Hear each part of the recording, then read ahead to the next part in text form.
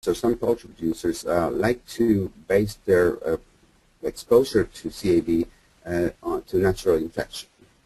And this is because every house will be positive for CAB, unless the house is new, unless this is a recently manufactured house.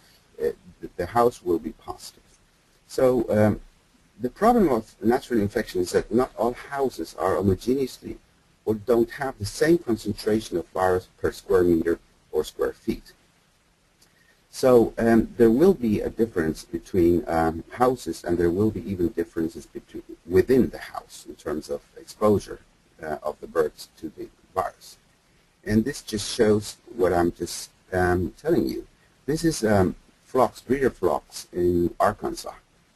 And this is several different flocks, as you see here, from A to S.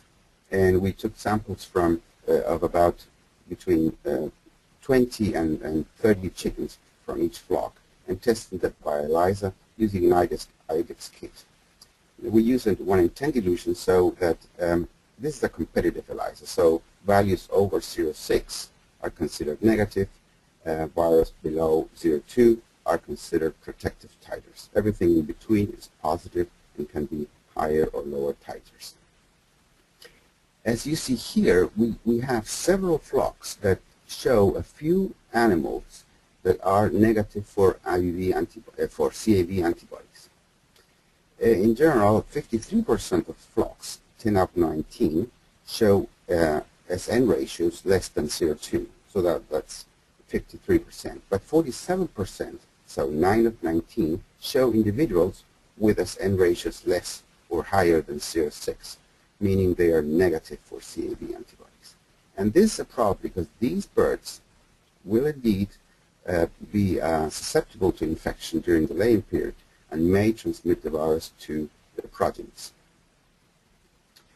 I always like to show the same values that I just showed you using a bar graph because it is important for you to see that if you use a bar graph, all these values will seem very nice, very nicely positive.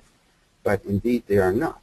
As I showed you before, these values, these flocks, do have some birds that are antibody negative. So you don't want to see a bar graph if you are evaluating your flocks, unless you would see the error with the bars.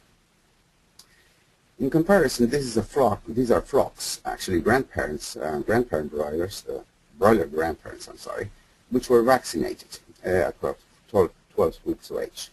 And you see here that most of the values are within the positive range, with just one flock showing a couple of birds that were negative.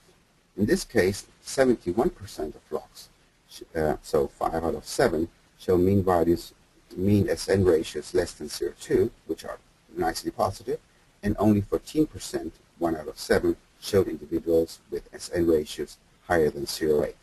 And I'm saying 0.8 because in this case we diluted the sample to 1 to 100.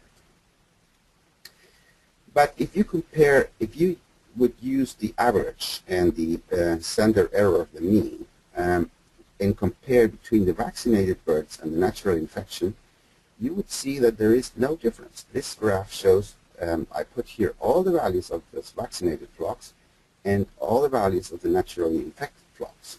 And you see there is no real difference in terms of average and standard error of the mean.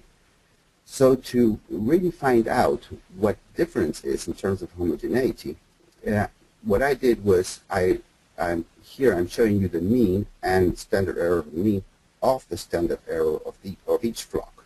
And here you can see really that the vaccinated birds were really homogeneously positive for CAB antibodies, while the naturally infected birds were not as homogeneously positive.